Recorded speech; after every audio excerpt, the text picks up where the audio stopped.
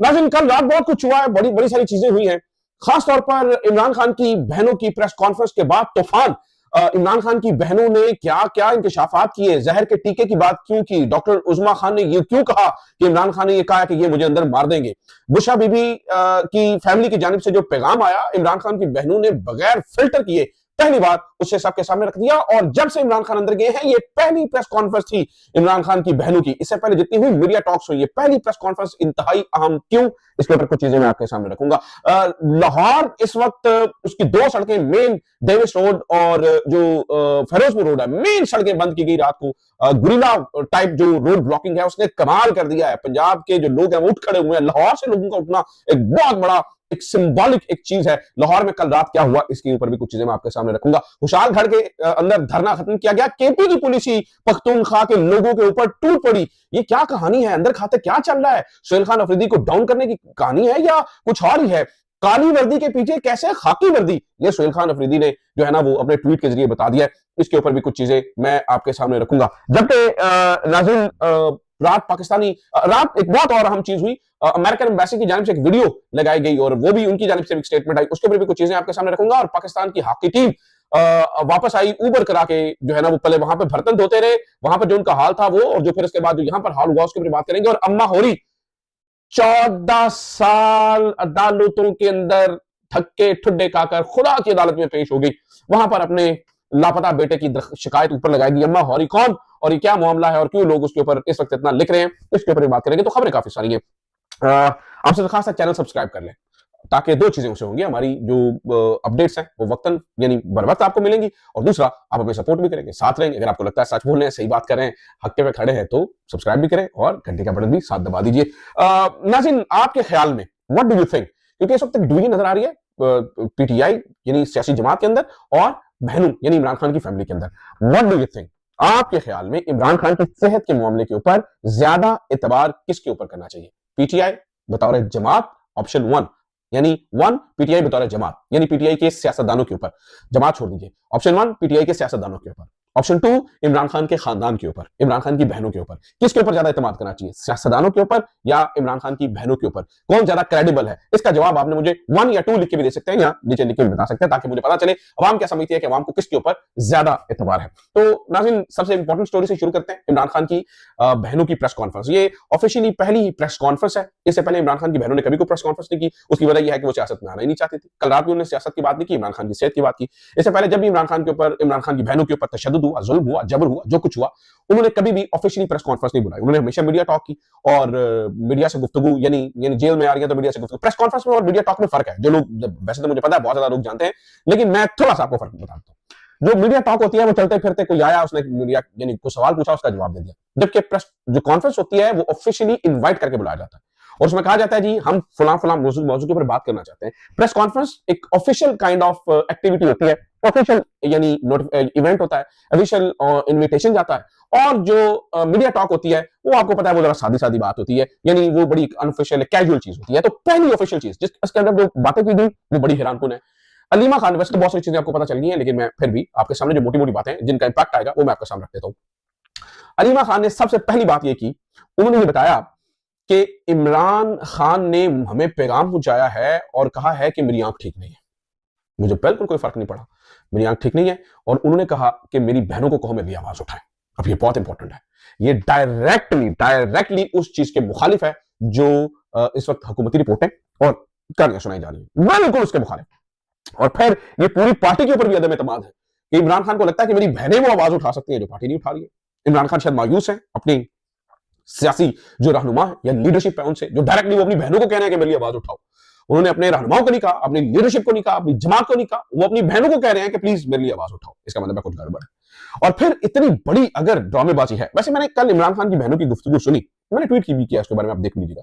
तो मैंने यहाँ पर बर्तानिया के एक और रेटिना स्पेशलिस्ट, इससे पहले मेरी एक रेटिना स्पेशलिस्ट से बात हुई और फिर मैंने करार बहनों की गुफ्तगू की बात भी की और मैंने उनके सामने ये दोनों रिपोर्ट्स रखी और मैंने कहा कि यार ये बताइए क्या। तो उन्होंने कहा कि ये जो इस रिपोर्ट में, ये जो पहली रिपोर्ट में, ये बड़ा जमीन आसमान का फर्क है। जो पहली रिपोर्ट में बताया गया है उसके अंदर और जो अब रिपोर्ट आई है उसके अंदर इतना फर्क है कि या पहली वाली रिपोर्ट झूठी है या दूसरी वाली रिपोर्ट झूठी है, या पहले वाली रिपोर्ट गलत है या दूसरी वाली रिपोर्ट गलत है, क्योंकि इतनी इंप्रूवमेंट 2-3 दिनों के अंदर तो आ ही नहीं सकती जो कहानी सुनाई जा रही है। तो इसका मतलब है कहीं ना कहीं तो डाउट पैदा हो गया, और फिर इमरान खान का जो पैगाम है, और फिर ऊपर से नाज़रीन, ऊपर से यानी कल तो उस्मा खान ने ये भी कहा कि मुझे इमरान खान ने लास्ट मुलाकात के अंदर कहा था, उन्होंने कहा था कि ये मुझे मार देंगे, और उन्होंने कहा कि जाके मेरे लोगों को बताओ कि ये मुझे मार देंगे, जेल के अंदर ये मुझे मारने का प्लान बनाया हुआ, ये मुझे मार देंगे। ये उस्मा खान ने कहा, उन्होंने कहा कि जाके बता दो मेरे लोगों को। उन्होंने कहा कि मैंने उस वक्त कहा कि मैं ये पैगाम नहीं दूंगी, लेकिन आज मैं आपको पैगाम दे रही हूं। और उसके अंदर एक बार फिर से बड़े बड़े नाम लिए गए, जिनके अंदर जनरल आसिम मुनीर साहब का नाम भी डॉक्टर उस्मा खान ने लिया, और उन्होंने कहा कि ये पैगाम आ रहा है, ये चीजें हो रही है। अच्छा, इसके बाद उन्होंने कहा कि भाई ये जो टीका लगा रहे हैं, पता नहीं कौन सा शहजाद का टीका लगा रहे हैं, ये क्या कर रहे हैं, हमें तो नहीं पता ये कौन सा टीका लगा रहे हैं, हम तो मुतमिन नहीं, यानी कि इस हद तक जो है वो बात की। अगली कहानी सुनो, अगली कहानी और खौफनाक है। फिर जनाब रात महर बुखारी के प्रोग्राम में इस प्रेस कॉन्फ्रेंस के बाद राना सनाउल्लाह साहब बैठे, महर बुखारी ने बहुत जबरदस्त सवाल किया, भाई आप क्यों जिद बनाई हुई है आप, अरे जी ये इमरान खान की बहनें नहीं बाहर आने देती हैं, फलाना नहीं होने देता, और ये नहीं होने देता जी, वो भी टकर, भाई इमरान खान की बहनें बाहर नहीं आने देती है, तुम लोग बाहर नहीं आने देते, क्या इमरान खान की बहनों ने इमरान खान को गोली मरवाई थी, इमरान खान की बहनों ने इधर जैसा घटिया क्या चलवाया था, सोशल मीडिया ने ये ड्रामेबाजी की थी, सोशल मीडिया ने इमरान खान को जेल में डाला था, सोशल मीडिया ने मुलाकातें बंद की थी, अरे जी दुकानदारी डॉलर्स कमाते हैं, भैया आप बंद करें, सबके डॉलर्स निकालें, इमरान खान को बाहर, कम से कम इमरान खान के डॉक्टर की मुलाकात करवा देंगे, इमरान खान की बहनों में से किसी की मुलाकात करवा देंगे, इनकी दुकानदारियां बंद कर दें, आप डॉलर्स कमाते हैं भैया, बंद करवाएं इनके डॉलर्स। ये नहीं करना, मुद्दा और मलबा सोशल मीडिया पर और इमरान खान की बहनों के ऊपर डालना है। उसकी मैं वजह आपको बताता हूं कि वो क्या है और क्यों है, और उसके पीछे रीजन है, उसके पीछे गेम है। जब इमरान खान की बहनों के ऊपर मलबा गिरेगा तो ये महात्मा बनाते रहेंगे, जैसे मोहसिन नकवी को महात्मा बनाया अली अमीन गंडापुर साहब ने, वो जी बड़ी कोशिश की उन्होंने, भाई अली अमीन गंडापुर चाहेंगे, वज़ीर आला पंजाब होते हुए जो उन्होंने जुल्म करवाया यहाँ पे लोगों पे, वो सब कुछ भूल गया है। आरजू को वो अभी एफआईआर के अंदर लेके जा रहे हैं, और जो डॉक्टर उस्मान को जो उन्होंने लगाया, और अभी तक जो उनका किरदार है 26 नवंबर को जो कुछ किसी ने किया, वो करवाएंगे इमरान खान को रहा।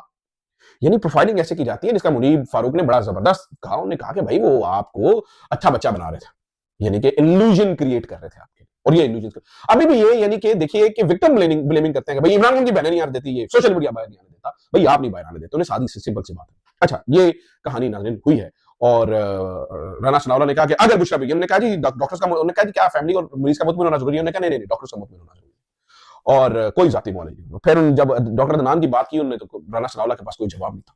मैं आपको बात बताऊं, एक नई तारीख लिखी जा रही है, ये जो कह रहे हैं ना किसी का मुतमिन होना जरूरी नहीं है, ये अपने लिए अपने पांव में बेड़ियां डाल रहे हैं नाज़रीन। कल को यही साउंड बाइट्स, यही चीजें इनके खिलाफ चलनी है। मैं आज आपको बता रहा हूं, तारीख बड़ी जालिम है, लिख के रख लीजिए बात, तारीख बहुत जालिम है, ये अपने आप को रिपीट करती है। और तारीख का मसला यह है, तारीख से यानी हम तारीख से क्या सीखते हैं, हम तारीख से कुछ नहीं सीखते, यही प्रॉब्लम है, ये दोहराई। मैं आज आपको बता रहा हूं, उन्होंने कहा ऐसी बात रही तो फिर बुशरा बीबी की मुलाकातें भी बंद करवाई जा सकती हैं अगर इसी तरह के पैगाम बाहर आते रहे, खुदा खौफ है खुदा। बहरहाल स्टोरी को छोड़कर अगली स्टोरी के ऊपर आते हैं। दो बातें ये, एक तरफ धरने जा रही है और एक तरफ से धरने उठाए जा रहे हैं। धरने कहां पे बढ़ रहे हैं नाज़रीन, लाहौर की सड़कें बड़ा अजीबोगरीब मंजर पेश कर रही है, आप हैरान होंगे। लाहौर के अंदर फेरोजपुर रोड के ऊपर कल रात गुरीला कार्रवाई करते हुए रोड ब्लॉक किए गए, डेवॉस रोड के ऊपर भी गुरीला कार्रवाई करते हुए रोड ब्लॉक किए गए। लाहौर के अंदर एक गुरीला कार्रवाइयों का आ जाना, ये बहुत बड़ी खबर है नाज़रीन, ये बहुत बड़ी खबर है, शायद आप समझ नहीं सकते मैं क्या बात कर रहा हूँ, ये बहुत बड़ी खबर है। लाहौर के अंदर लोगों का उठ खड़े होना, ये बहुत बड़ी खबर है। लेकिन दूसरी जानिब एक और गेम चल रही है, खुशहालगढ़ में आईजी केपी के निकल के और पुलिस वहां पर धरना खत्म करवा देती है, और लोगों को वहां से रोते हुए उठते हैं। केपी के लोग केपी की पुलिस के हाथों कुट खाते हैं वहां। अब इसके पीछे दो राय है। एक बात तो यह है कि पीटीआई की लीडरशिप ये समझती थी कि ये धरना खत्म होना चाहिए, हमने अपना सूबा बंद किया हुआ, इससे कोई फायदा नहीं हो रहा, और ये वो। इन्होंने खालिद खुर्शीद के भी कहा, उसको भी कहा कि भाई आप बंद करें, ये क्या कर रहे हैं, ये क्या कर रहे हैं। खालिद खुर्शीद नहीं माना और दूसरा तरीका अपनाया गया है। क्या इसके ऊपर जो है ना वो ऑन बोर्ड है जो सुहेल अफरीदी साहब है, तो वो पता नहीं है, क्योंकि उन्होंने कुछ बातें की हैं, वो मैं आपके सामने रख देता हूँ। उन्होंने ना यानी जब ये सारी बात हो रही थी तो उन्होंने कहा कि अदालत के अहकाम के बाद आईजी, पूरा ट्वीट लिखा, मैं पूरा नहीं पढ़ रहा, थोड़ी बात कर रहा हूं। उन्होंने कहा अदालत के अहकाम के बाद आईजी पुलिस खैबर पख्तूनख्वा का रद्द-ए-अमल इस बात का वाज़ेह सबूत है कि काली वर्दी के पीछे हुक्म और अहकाम खाकी वर्दी के हैं, यानी कि पुलिस की वर्दी के पीछे फौज की वर्दी के अहकाम है। ये बात बता रहे हैं, और ये बहुत गहरी और तशवीशनाक बात है और बड़ी सख्त बात होकर है। उनका आईजी विफाक का नुमाइंदा होता है, और जब एक दहशतगर्दी से मुतासरा सूबे में बाहर से लाए गए पुलिस के बड़े और सूबे के चीफ एग्जीक्यूटिव को आमने सामने लाया जाए तो हालात किस तरफ ले जाए जा रहे हैं। ये याद रहे कि हम इमरान खान की सेहत पर सियासत नहीं करना चाहते और इंतहाई तकलीफ के बावजूद बहुत बर्दाश्त का मुजाहरा कर रहे हैं। ये भी कि ज़हन में रखें कि इमरान खान साहब करोड़ों दिलों की धड़कन है, पाकिस्तानी अवाम मजीद जुल्म बर्दाश्त नहीं करेगी, और ना ही हम हाथ पर हाथ धरे बैठे रहेंगे। पता नहीं इसके ऊपर ये क्या करते हैं, ये मुझे नहीं पता। अब तक तो खैर वो कुछ भी नहीं किया गया। बहुत सारे लोग अब सुहेल खान अफरीदी को भी सवाल कर रहे हैं और पूछ रहे हैं कि भाई आप क्या कर रहे हैं, ठीक है। तो ये भी यानी अपनी ही पुलिस जो है वो ये धरने उठवा रही है। ये भी एक बड़ी मजेदार और हैरानकुन बात है। आप हैरान होंगे कि ये कैसे और क्या कुछ हो रहा है। जनाब ये हो रहा है, ठीक है, इसके पीछे दो चीजें क्या हो सकती हैं वो मैंने आपको बता ही दिया है। मुख्तलिफ लोगों के इंटरव्यूज चल रहे हैं, बहुत सारी चीजें, बहुत सारे लोग कह रहे हैं यमीन गंडापुर नए सीएम के तौर पर आ रहे हैं, इमरान खान से राब्ता नहीं होगा, सीएम सुहेल खान अफरीदी को हटाया जाएगा, जब राब्ता नहीं होगा क्या होगा, और कुछ लोग अली अमीन गंडापुर को जो है ना वो नामजद कर देंगे और फिर अली अमीन गंडापुर सीएम बन जाएंगे। ये भी कहीं पे खिचड़ी पक रही है, और ये भी खिचड़ी पक रही है कि भाई नया जो सेटअप आएगा उसके लिए भी इंटरव्यूज किए जा रहे हैं और उसके अंदर भी कुछ सेटअप कुछ लोगों को लगाया जाएगा। ये भी मैं आपको बता दूं, इसके ऊपर भी कुछ चीजें चल रही हैं और इसके ऊपर भी कुछ चीजें हो रही हैं और ये अंदर खाते बहुत कुछ चल रहा है, बहुत कुछ चल रहा है। अच्छा, खबर नाज़रीन ये है कि पाकिस्तान इस्लामाबाद एम्बेसी यानी यूएस की जो इस्लामाबाद एम्बेसी है वो पिछले कुछ दिनों से एक्टिव हुई है। रात एक बार फिर से कोऑपरेशन के बारे में, इकट्ठे मिल के चलने के बारे में, इंटीग्रेशन के बारे में बहुत सारी बातें हुई हैं। इससे पहले भी अमेरिका की जानब से ठंडी हवाएं चल रही हैं। 18, 19 और 20 की तारीख बताएगी ये ठंडी हवाएं गर्म हवाओं में तब्दील होती है, इसी तरह से ठंडी हवाएं चलती रहेंगी। लेकिन ये बयान पाकिस्तान की दाखिली और खारजी सियासत के अंदर बहुत ही अहमियत का हामिल है और ये मौका, ये वक्त, ये बहुत ही अहमियत का हामिल है, बहुत ही अहमियत का हामिल। सो लेट्स सी, हम इसके ऊपर मजीद काउंट करेंगे कि क्या होता है। अच्छा जनाब, रात जो है जी टीम पहुंची है पाकिस्तान हॉकी की, और पाकिस्तान हॉकी की टीम जिस हालत में पहुंची है वो उबर करवा रहे थे बाहर। वो वहां पर जिस तरह से गेस्ट हाउसेज में रहे 3-3, 4-4, 5-5 बंदे और अपने बर्तन खुद धोते रहे, वो फिर क्या मुकाबला करेंगे दुनिया का। बताया जा रहा है जी 1 करोड़ शायद 10 लाख रुपया उनको हॉकी फेडरेशन को दिया गया था और स्पोर्ट्स बोर्ड की जानिब से, और वो दिया गया था इनके होटल्स वगैरह के लिए, लेकिन खेत सिवा कुछ भी नहीं। और फिर कहा जी नोटिस ले लिया गया, वापसी पे उनको कोई लेने भी नहीं गया नाज़रीन, वो उबर करवा के और सामान बाहर रख कर लेते रहे। इतना यतीम कर दिया गया है पाकिस्तान के कौमी खेल को, हॉकी को।